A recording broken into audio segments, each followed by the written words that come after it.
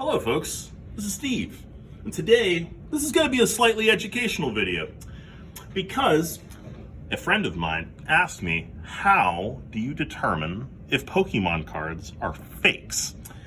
And there's a lot of ways to do that. On the screen currently, as you can see, we have a Diglett, an Alolan Diglett to be precise. And this little guy looks like a conventional card. I mean, no different than this card you see right here, right? No, wrong. So, let's take a look at two cards and give us an analysis to why this is a fake and not a real card. So, this here is a Capture Energy. I have just opened this from a pack of Blazing Darkness Ablaze. And if I were to do one of these, you're going to see there's this line in here. This is a black line. This is basically showing that the card is in fact real. Because Pokemon cards aren't just cardboard, they actually have a layer. This is a test layer here, that if we split this open, you'll see that this actually has more than just the one piece of paper. It's actually 3 different pieces of paper we're dealing with here to determine whether a card is real or fake. So if you do take off that back layer, you're going to notice this middle, you're going to see that color on there. That's a black color there. You're going to see it on here as well. If I'll take this Alolan Diglett, for example, we're going to rip this in half. It's cardboard on the interior. That's how you can tell. So let's say you don't want to rip your cards in half. Well, there's a lot of different fun ways of not ripping your cards in half too, to determine whether something is real or fake. So this is something that I learned from the Magic community. It's called the bend test. This is a Chatot. This is again from another Darkness Ablaze pack. If I give this a push, right? So it's returning to its normal form there. Bends a little bit, but it's giving me a little bit of resistance when it happens. So I'm getting just the hair of resistance. That is giving me the idea that this is a real card. And again, I'll rip this in half and just show you. In fact, we have a real card here. Let's try on another fake. So this is a Snoutland. This is a fake Snoutland. Don't know why you would want to fake a Snoutland, but some people do. Let's try that same bend test, shall we? So we take our fingers here, put them on each of the corners. Wow, that gives me no resistance. In fact, it stays like this. Like now the card is actually warped because of that. And again, we rip this card in half and you can see it's just cardboard on the center. They're just printing pieces on the cover. So that is how you determine whether or not a card is a fake. There are other ways of figuring these things out, especially when we look at a card like this Xatu. So let's take a look at this Xatu. Seems normal, right? Wrong. Let's look at the other side. There's something drastically wrong with this.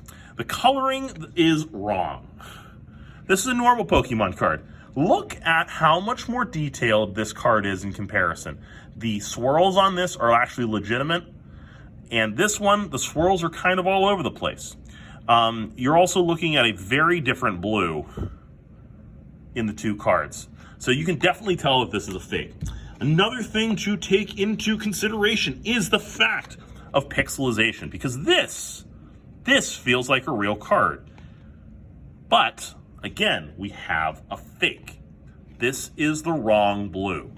It just is wrong. But it does look a lot better on the front. It also passed the bend test. But how did I know that this is a fake? Well, there's a few things to take a look at. Let's say, so this card is from 2016. But unfortunately, and that means that the setup here is going to be a little tinier. But that is abnormal. They're not going to make the cards hard to read.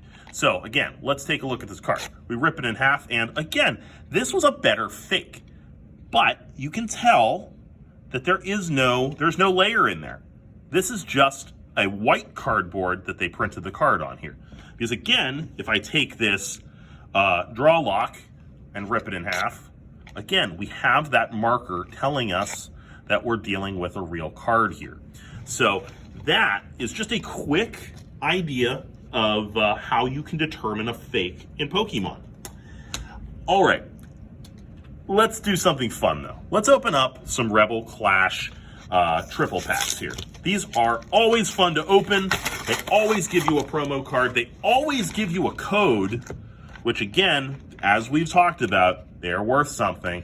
And we get a Raichu, because who doesn't want to have a Raichu coin? All right, people, we're going to open these up, see what value we can get, and if we can beat the value of the pack, because again, these retail at about $13 a piece. Essentially, that extra dollar is paying for your promo card, that additional pack that they're giving you in the online game, and they're also paying for that Raichu. So let's just start out at $1 and see what we get to. So nothing exciting. Okay, we have a foil Clefable. This is a reverse foil Clefable. So it's a rare, and we have a Spiritomb. Not going to hit our marker there, unfortunately. It is nice that we did hit 2 rares in 1 pack, but it's not going to hit. It's not going to make a reasonable amount of difference to the value of the pack. So boom, boom, boom, boom, boom. Okay, so there's that Draclaw that we just had there. Look, and we have a Toxtricity. While he is on the booster pack, he is not very good, unfortunately. So we move on. Essentially, we have now made $3 in those cards, and we made about $2 there. So we're at about $5. So we are not hitting anything unless. So there's 6. Let's see what we can do. 1, 2, 3, 4, 5. All right, so this is a foil uncommon. It's not going to do anything. A reverse foil uncommon, Heracross. And oh, okay, well, okay, no, we did it. We did it. That's a reverse. That's a foil boss's orders. If you are playing this game at all, you know that this card is just nutso. Yeah, we hit there. We got there, folks. So, out of a place that I did not think we were getting, we opened a foil boss's orders, and we're in a good place. Let's see if we can do it again. Arguably, I just like opening Pokemon packs because, well, it brings me back to a very interesting, just a good part of my childhood at this point. But let's do another pack, see what we get. If we can win the game once again.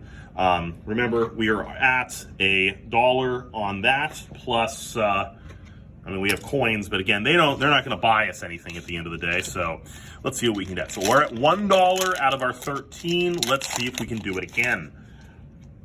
We have a Stunky, a code, that's going to be us up to $2. That's a foil P-Dove, not terribly exciting. That's a foil common. And, oh, Eldegoss. Yeah, okay.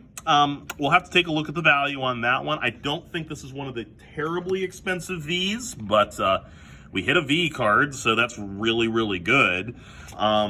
So we're actually looking decent right now. I would guess that this is probably about a $4 to $5 card, so we're actually at about $7. We're halfway there. If we can continue that process, then we will be in business, folks. So that'll get us up to 8. So we have a Galarian Corsola, which, man, that is depressing looking. And, we have our legendary sword. We have our legendary sword guy. He's 50 cents. A whole 50 cents. So that gets us up to $7.50 so far. All right, last pack, and this is hopefully going to get us there again. But there's our code, so that's $8.50. So we have a Pokeball. Not terrible, not great though. We all use great balls in our competitive decks instead, and an Arcanine. So that gets us up to $9. Not quite paying for the pack. All right, I'm feeling lucky. We're gonna try one last time. I did pick one with the grass starter on it, with two grass starters on it. That was the most I could get on a single pack, but he seems to be my lucky card from the set. I have opened more of the VMAX grass starter than any other card in this set. And actually, what's kind of cool is this promo is the Rayquaza promo, so that's really a lot cooler than the promo Steel type that we had earlier. And we still have our Raichu coin. Let's see if this game pans out. We are looking at $1.50 right now because of our Rayquaza and our code. $2.50 with a code. Okay, so that's a foil whisk catch. That's going to be 50 cents automatically there, plus an Electivire. Not wonderful. We're going to count that as $1. We are up at $3.50. So, I mean, obviously getting foil, reverse foil rares is a good thing. It just doesn't pay off like it does in other games. So, $4.50. Okay, we have a foil uncommon and a reverse foil uncommon and a foil rare. So that's not terrible. This is probably going to be about $1.50. That's going to get us up to $5 in value there. So we're really not hitting very hard there. This is going to get us, the one guaranteed pack in here is going to get us to $6 ploppers, and we'll see if we can get there. Not looking good. No, we are not getting there. That is a whole $7 in total. So, moral of the story, folks, is open a boss's orders, because that's what's going to get you the money right there. I mean, hitting V's is great and everything. We are happy about hitting the V's, but not quite what we were looking for. All right, guys. Well, if you enjoyed this video, make sure to like, share, and subscribe. If you didn't enjoy this video, make sure to comment on the page and let us know what we can be doing better for you, because these videos are for you at the end of the day. And also make sure to give us a thumbs down, because I love myself some thumbs downs. Like, this guy loves getting a thumbs down. This guy definitely gives a thumbs down. And if you give me a thumbs down, it lets me know that you love me. Anyway, have a great rest of your day. Bye-bye.